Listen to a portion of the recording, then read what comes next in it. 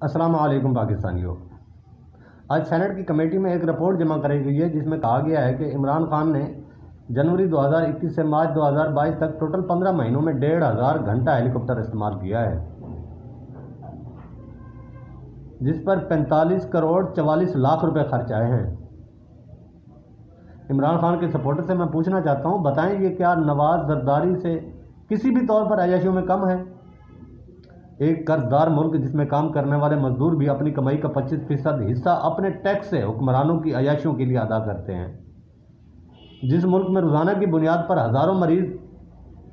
سرکاری ہسپتالوں کے دروازوں پر علاج نہ ہونے کی وجہ سے اللہ کو پیارے ہو جاتے ہیں،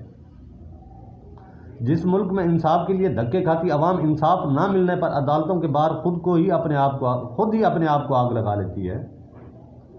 جس ملک میں غریب کے بچے کو 10 سال کی عمر میں ہی پڑھائی چھوڑ کر کام کرنا پڑتا ہے۔ اس ملک کے وزیر اعظم کا یہ حال ہے کہ وہ 15 مہینوں میں صرف اپنی سواری کے لیے 45 کروڑ 44 لاکھ روپے خرچ کرتا ہے۔ خود سوچ لو، یہ صرف سواری کے لیے خرچ ہے، اب اس کے رہنے کا، اس کے کھانے پینے کا، اس کے باقی جو خرچے ہیں نا وہ علیحدہ ہیں، اس کی تنخواہیں علیحدہ ہیں، ان کے پروٹوکول علیحدہ ہیں، سب کچھ علیحدہ ہے بھائی۔ یہ صرف ہیلی کاپٹر کے خرچے کا میں آپ کو بتا رہا ہوں۔ اور ہاں، یہ وہی وزیر اعظم ہے جو اس قوم کو بے وقوف بنایا کرتا تھا کہ کینیڈا کا وزیر اعظم تو سائیکل پر پارلیمنٹ جاتا ہے۔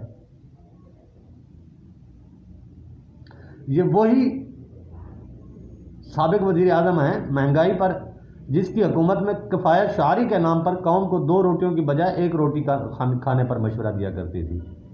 پاکستانیوں جاگو، اب بھی وقت ہے، ورنہ یہ جو اپنی کمائی کا 25% حصہ آپ حکمرانوں کی عیاشیوں کے لیے ٹیکس کی صورت میں ادا کرتے ہیں نا،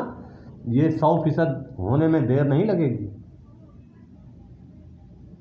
اپنی نسلوں کے بارے میں سوچو۔ ان عیاش پرست حکمرانوں سے آزادی حاصل کرنے کا صرف ایک ہی طریقہ ہے، اس ملک کے اندر اسلامی نظام کے لیے آواز اٹھانے والوں کے ساتھ کھڑے ہو جاؤ۔ صرف اسلام ہی تمہیں ان عیاش پرست حکمرانوں سے آزادی دلا سکتا ہے، کیونکہ صرف اسلام کے چاہنے والوں کے دل کے اندر خدا کا خوف ہوتا ہے، اور وہی خدا کا خوف ہی تمہیں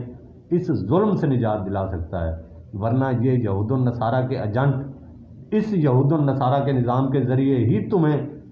لوٹ کر کھاتے رہیں گے اور تم پر ظلم کے پہاڑ توڑتے رہیں گے۔ اسی لیے کل کرنا تو آج کرو، اپنے آپ کو بچاؤ۔